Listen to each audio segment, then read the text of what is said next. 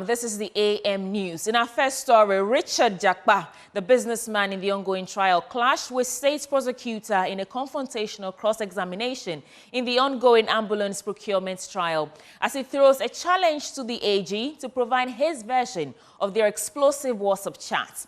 In this painstaking proceeding, on the first full day of prosecution's cross-examination of Richard Jakpa, which focused mostly on his early days as a military officer, the third accused in the ongoing ambulance procurement trial revealed he was victimized by the hierarchy of the Ghana Armed Forces because of his father. Latif Idrisu was in court for us and has come through with this report. The audio recording was first put in the public domain by the opposition NDC after Richard Jakpa had said in open court he has been in meetings with the Attorney General trying to impress on him to give testimonies to ultimately convict the minority leader, Dr. Kesilato Forsen. Well, they are claiming it's a doctored tape. I didn't say that. So they should bring the original. You should tell the original to the court. But why did you record the Attorney General? Well, that is not for you. He says you've been disingenuous. But that's what he claims. If that it was prosecuting innocent people, who is disingenuous?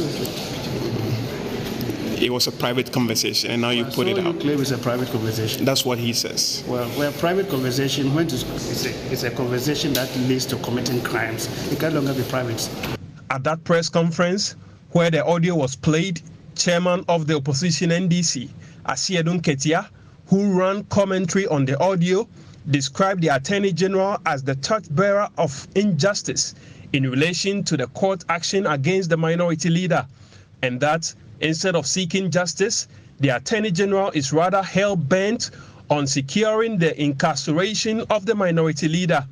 In my view, if we agree to this theory, it's so simple, the theory of the case. Not agree to the way you want to go, the way you want to go about it. So let's agree. Let's describe it that way. Let's describe it that way. I want to go about it. Okay, if fine. Agree this way. It makes it simple. Yes, it will make it fine. It doesn't involve any difficulty for you. Yes, I agree. I understand your point. That it doesn't. When you say there's no advancement, and then even next week, the whole of next week, I'll not be around. There's a way of you will not even finish next week. I would appreciate. Oh no! Okay, no! I will not finish next week. I don't think I'll be able to finish because the documents are many. Because the first accused has already opened and closed his case, his lawyers relied on the contents of that recording to ask for a mistrial, an application the trial judge dismissed, in addition with an application to injunct the Attorney General in the ongoing trial and conduct an inquiry into his conduct. In court on Thursday, the trial judge, in a 10-page ruling, readmitted the audio recording into evidence to now form part of the substantive case itself. According to lawyers for Dr. Kesilato Forsen, the recording borders on the letters of credit and the terms of the contract signed between the government of Ghana and Big C to make the case that at the time the Attorney General pressed charges of causing financial loss, he did not have the full facts of the matter. Tell us what you make of Richard Jakpa's testimony today. He has given his evidence, isn't it?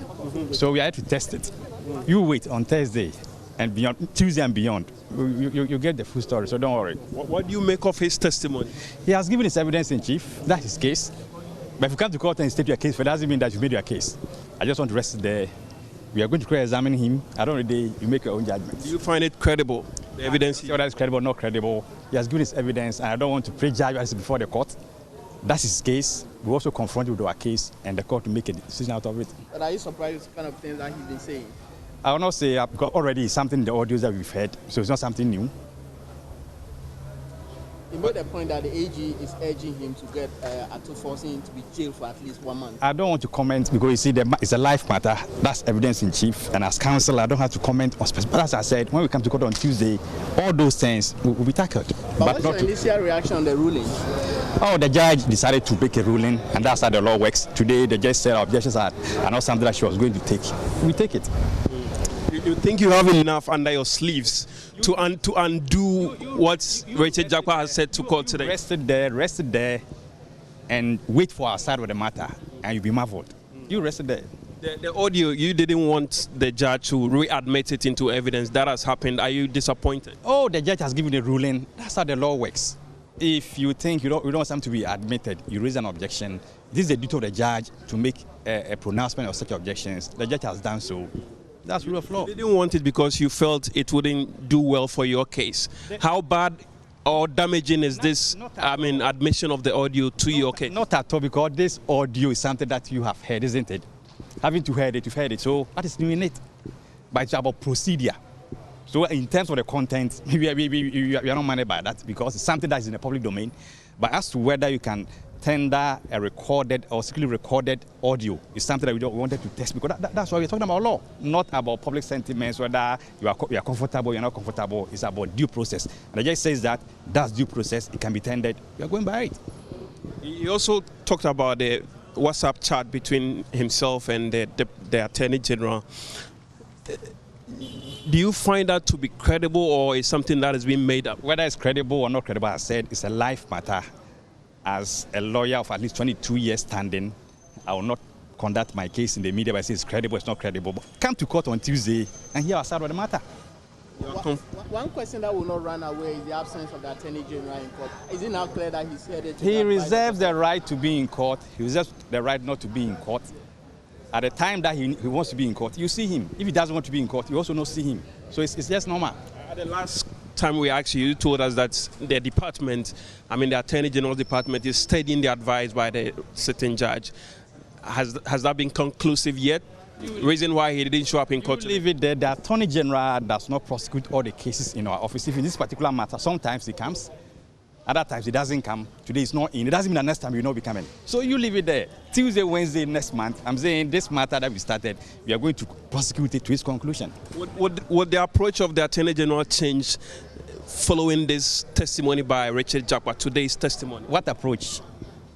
What approach, if you can? In handling the entire case. Attorney General, he's vested with the power to prosecute, and if he needs to prosecute... I'm talking about the department, not Godfrey Adami. I'm talking about Attorney General's department. Like, we are people that prosecuting, do our work as officers of the ministry. So for us, we are paid by taxpayer. What approach is going to take? Because the attorneys are paid by the state, they must work because they are being paid. So if they have to come to court to prosecute, they'll come to court and prosecute. So the strategy wouldn't change? There's no strategy. Whether it's a strategy or there's no strategy, we are prosecuting a specific matter. We are looking at the law, looking at the evidence. We don't take our eyes off the ball. If you do that, by the time you realize, you are down. And I think when it comes to prosecution, prosecutors in the AG's office are seasoned prosecutors, and their eyes are always on the ball.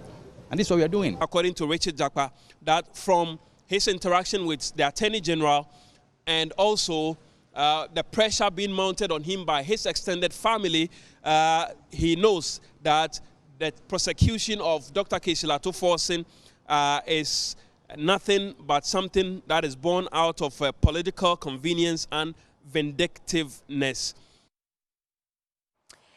There you have it, some details and updates on that ongoing ambulance case. But away from that, residents of Wa say they're living in fear following the alleged murder of 2 night security men in the municipality. The 2 incidents took place at different locations, where one of them, 62-year-old Na Bengu Kobina, was allegedly slaughtered. The other incident, which took place at Wa Model Basic School, a middle-aged man is alleged to have been murdered and suspected to have been burnt in the school compound. Joy News Upper West Regional Correspondent Rafiq Salam reports from Wa. Residents of Konta, who are of multiple ethnic background, woke up this morning to the shocking news of the alleged slaughter of one of their own, Na Bengu Kobina.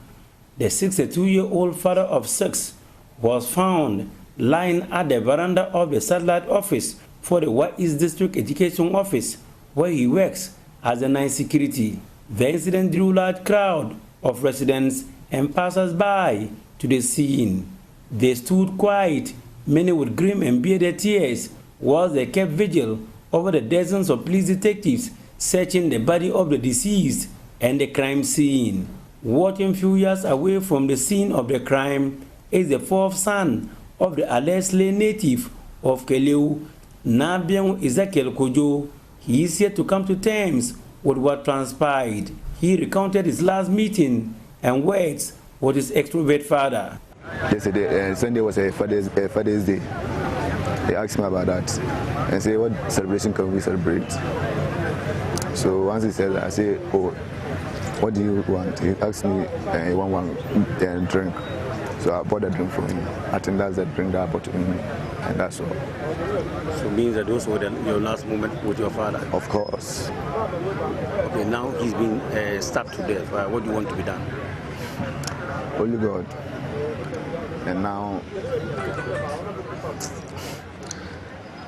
Also at the crime scene are members of the Upper West Regional Security Council, led by the Upper West Regional Minister, Stephen Yakubu, who kept his store of the Sisala West District on a hiatus following the incident.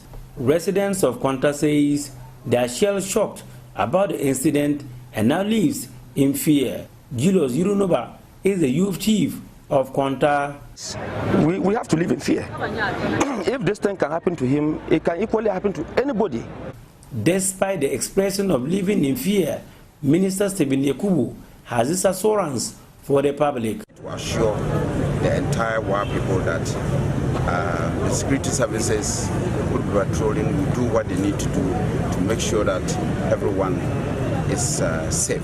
Rolling out of Kwanta and to the War Model Junior High School is the next scene of the suspected murder of the school's night security man, Seydou Tarsong. Mama Hassan Tairu is the assistant headmaster of War Model Junior High School. We came early in the morning. Usually we come before he goes home, around 5. So today we got here and we saw his bicycle, including his pump. And we checked around to see whether we could find him. Unfortunately, we didn't find him. So we saw some traces of car tires. So we followed up and checked behind our toilet and almost everywhere. Some of the students said they have seen the car pass in a certain direction. So we followed up and ended at around a nearby forest where we saw some drops of blood on it. So we saw that it was freshly dug place with some burning of a mat and some clothing.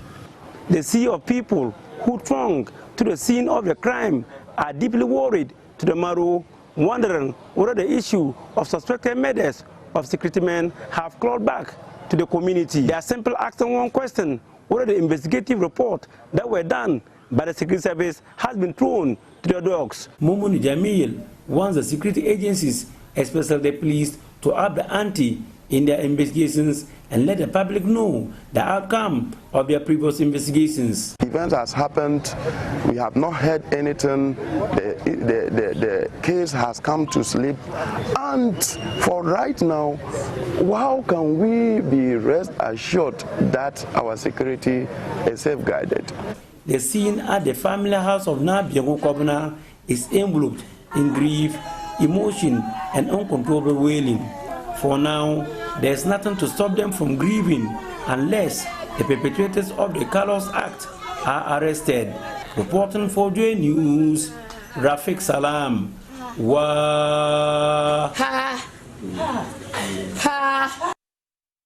We'll bring you more details in the course of the program, but away from that, the minority and organized labor are demanding the immediate dismissal of government appointees on the SNIT board and management for their involvement in the proposed sale of 60% stake of 4 hotels to Brian Champon's company, Rock City. Now, this call comes on the back of a demonstration to pile pressure on government to block the sale of hotels to Rock City Hotel Limited. Maxwell Agbagba has more in this report. All unite to Hundreds of them poured onto the streets wearing red and singing patriotic songs. Intermittently, the songs were changed to reflect their mood and anger.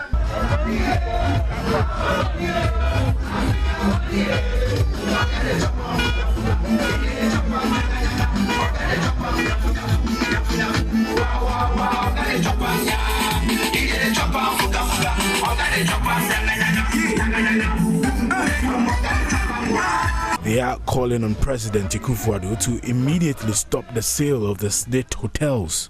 This land, the hotels, what is important is that the Alodian landowners must be given equity share in this hotel.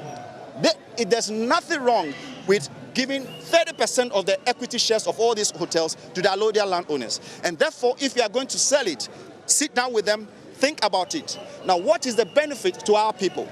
Have you thought about it? Who is going to take over? How much is the hotel sold? What procurement processes do they follow for a sitting member of parliament and a sitting minister of state to benefit from information that is sacred for anyone to contest for procurement processes? This is a violation of ethical rules. And we will never sit down to let this happen. Ghanaian youth, this is the time. This is the time.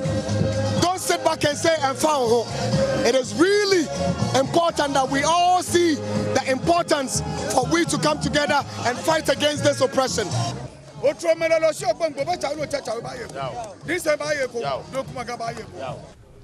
There was an unexpected guest at the protest, the Lawulamu, Ni Yemo Obroni, who is the high priest of La. He intermittently poured libation during the protest. He invoked the gods to deal with persons he says are not only grabbing state properties but looting their lands. I'm the chief priest of the land. So they are taking our property on lawful way without we allodial masters' consent. Do you understand? So if I'm a chief priest, I have to fight for my right because I have kids coming. Do you understand me? Yeah. So we need to tell the government that any land belong to La Gadangwe, they should never dare. They should give our land to X. We don't want problem with you. Yeah, which land specifically are you talking about? Chado, Trade Fair, the OTEX, Beach Pump License Office. Here. They have been sold to somebody. Pass and Gadi, back here, no. What is this? And you say the government has taken the lands without your consent? Exactly. Government collaboration with the land commission. And this kind of land commission, they are bogus so far so good. They are useless commission over there. They have been sold all our lands. Part of the capital city is currently on lockdown as a result of the hands off our hotels demonstration. What you can see right now are vehicles waiting in this gridlock. They cannot move because the protesters have taken over the road. On the road in front of the Labadi Beach Hotel and the La Palm Beach Hotel. As you can see, these vehicles heading to the Central Business District and other parts of the capital are unable to move. Those also moving towards 37, the Al Sports Stadium, Bema Camp area and its environs are unable to move. No vehicle is able to move at this point. It's a gridlock and a bumper-to-bumper situation.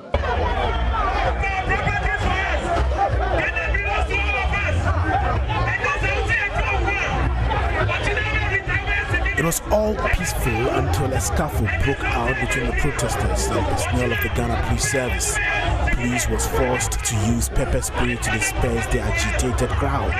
The protesters had tried going beyond police barricade.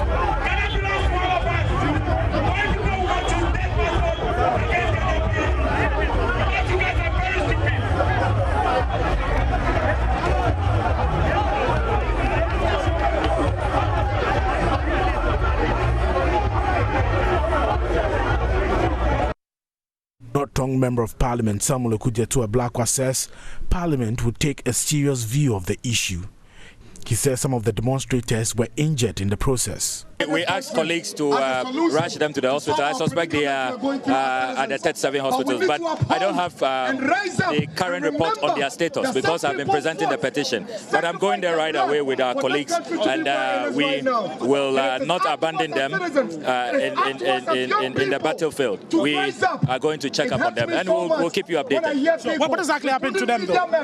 Unprovoked, tear gas, pepper spray, and a number of them collapsed, a number of them got injured. totally unacceptable. The police have exhibited bad faith. We agreed that we will terminate at Christ the King Church. Christ the King Church. This is not Christ the King Church. So why take us by surprise and then on top of that use pepper spray, use tear gas? We cannot accept that. We will look into this. I've told the regional police commander that Parliament is going to take a strong view of this, and you'll certainly hear from us on this matter. Samuel Okudzeto Ablakwa later presented a 15-point petition to the Deputy Chief of Staff, Emmanuel Edumwa Bosman. We call on President Akufo-Addo to immediately stop the sale of our state hotels.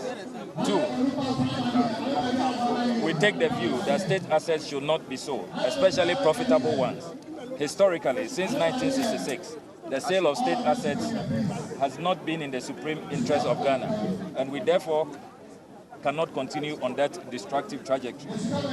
In any case, the government should not sell workers' properties without the permission and consent of workers and all Ghanaians.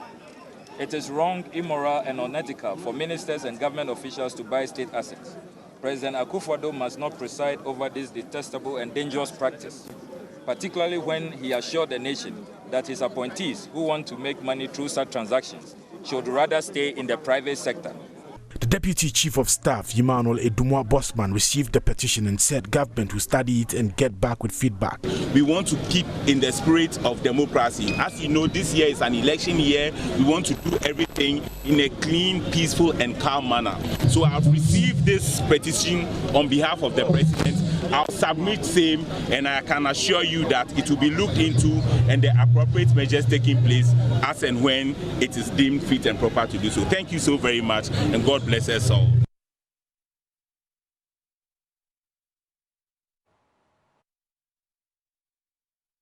In other stories, the government of Ghana has signed a $12 billion agreement with China's TCP-IUC consortium for the first phase of the Petroleum Hub development project in Jomoro municipality of the Western region.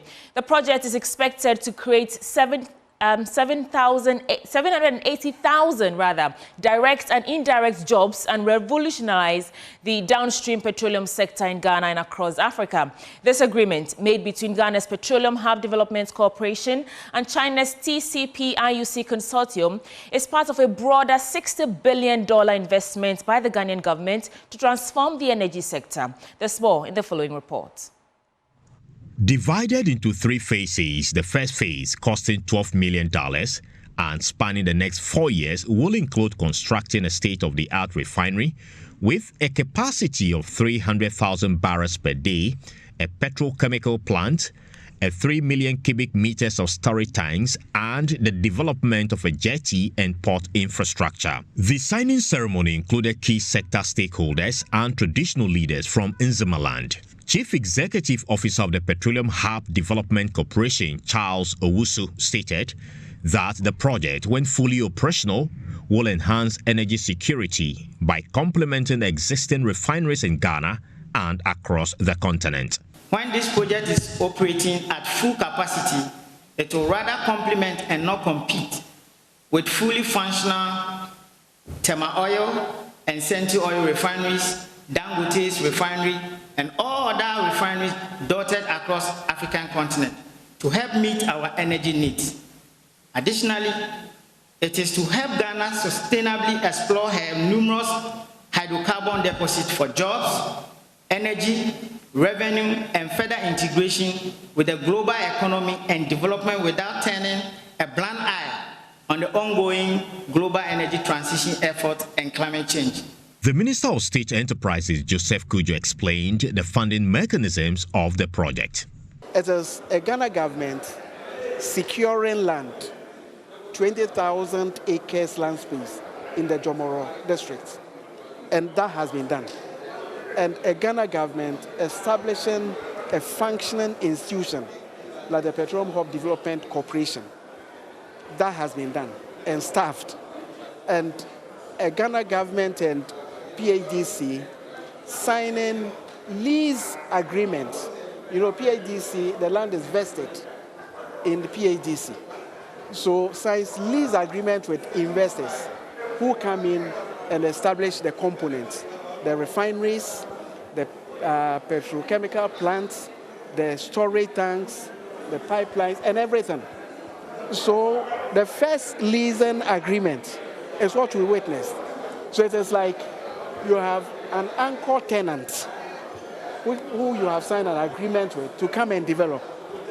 Once they hit the ground and start development, the other investors will come in with their money.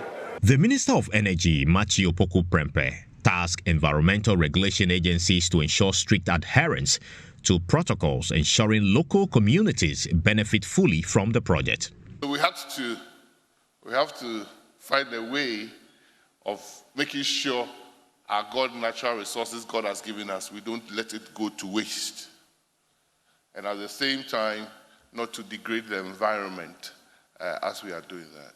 So and the Petroleum Commission has been leading the charge to make sure health and safety issues and environmental issues in the oil and gas industry is dealt with. The MPA, Petroleum Commission, and the Ghana Standards Authority have also taken care of one thing that I'm going to talk about, and that is physical measuring or physical measurement. You know, you can take as much oil as you have, but if you can't count 1, 2, 3, how much you have taken out, maybe the people of Jomoro will not get the development that the people of Obuasi never got because they took so much gold and we couldn't count our resources.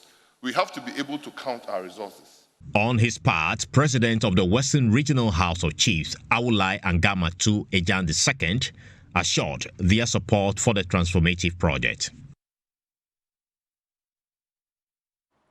Another Seventh-day Adventist Church has launched an ambitious entrepreneurial program to expose the teeming unemployed youth in the church to employable skills and avenues. At least 15,000 graduates of the church will be groomed and supported to work on proposals to turn their business ideas into realities. Dubbed National Employability and Entrepreneurial Skill Training, the initiative will run in conjunction with the National Entrepreneurship and Innovation Program. My colleague Oheming Tewia, who sat through the launch in Kumasi, has more in the following report. Hundreds of university graduates from KNUST and technical universities, including the Akenton Apiaminka University of Skills Training and Entrepreneurial Development and the Kumasi Technical University, among others, turned up in their numbers for the national launch. 3,000 beneficiaries have been rolled onto the first module of the program, which is categorized into 3. They are being taught empowerment, idea incubation, startups, and implementation of business models. And Yusra is the national coordinator. According to him, the time has come for Adventist youth in the fields of sciences, engineering, fashion, and agro-processing to be empowered to be self-reliant through employable skills. You know, government sector is choked. It's choked with, they can no longer employ people. But again, if the students can come out with ideas, you see, all that they need is training. If they can come out with ideas and then start something, they can employ themselves and also get other friends, other colleagues to be employed. Our focus is those doing sciences, the engineering, those doing fashion, who can go into manufacturing, agro-processing, waste processing. Those are the areas that we want them to go into, and the church is helping us. Then, fortunately for us, GRA has a policy of exempting them from 5 years, they will not pay tax. So we have brought all of them here to train them, to explain this policy to them, so that they can also take advantage of the policy.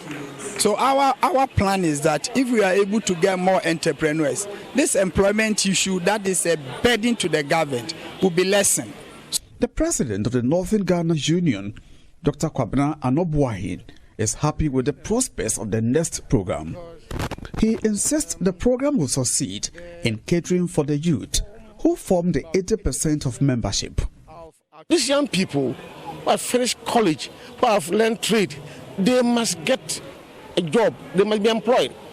And therefore, if all these young people get employed, the church stands to gain a lot. They'll be able to cater for themselves, for their families, for the church, for the community and the country at large. And therefore, if this thing succeeds and it sinks deep into the mind, the church, the country stand to gain a lot. Director of Business Support and Policy at the National Entrepreneurship and Innovation Program, NEP, Franklin Owusu-Kakari, a keynote speaker, wants beneficiaries to take advantage of opportunities available to the youth at NEIP. This includes the Ghana Cares Obatampa You Start, which provides grants of between 10,000 and 100,000 Ghana cedis to local entrepreneurs, and the Ghana Economic Transformation Project, among others. The You Start and the Yes for P project, which is under the support of the World Bank, which we are, all the things have set for us to begin. You know, GEA, our sister agency, began a portion last year. We will also continue a portion this year to ensure that tailor-made supports are given to the young people of this country. You know, most of the support systems from even development partners, a lot of them are circulating online. A lot of them are on the nets. But most of these young people are not searching for them. So they think that, oh, and you know, if you are not informed, you are deformed. So we are urging them that they should use their phone wisely. When they get a phone, they should just Google, they should just search what are the funding support for young people in Ghana, in Africa. And a number of them will pop up. And you can be able to say how you can apply. Meanwhile, some participants at the launch have been sharing their experiences. I've been so inspired that our church has thought it twice, that as the youth coming up, there's a way to create employment for us, so that even after school we can work for ourselves, or we can open up something, can set up something to help ourselves and then help the church too. So my take home will be that opportunities are available for all of us, and that will be that there's a chance for me to start up my own business if I want to, and to make it big. Interior reporting.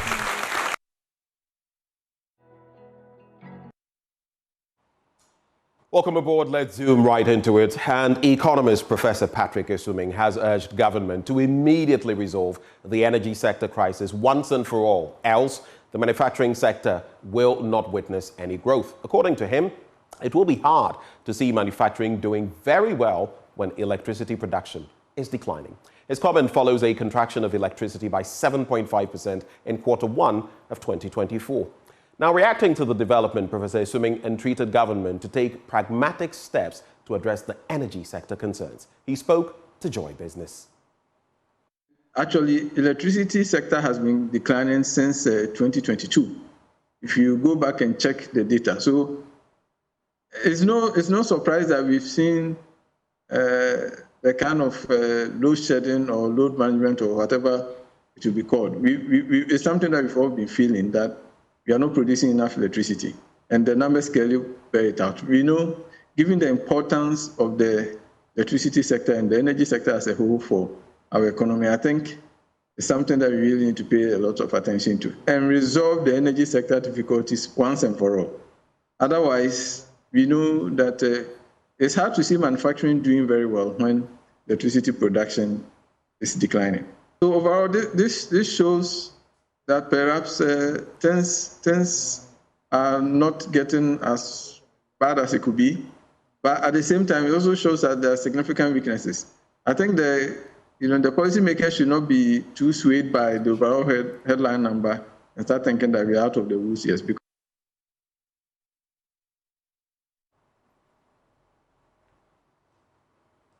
And that's it for our business updates this morning. Handing over back to Sweetie Abochi. Yes, Benjamin, on that note, let's get ready for the news review segment. And that ends it for the AM News. Stick and stay. We're right back on your screens.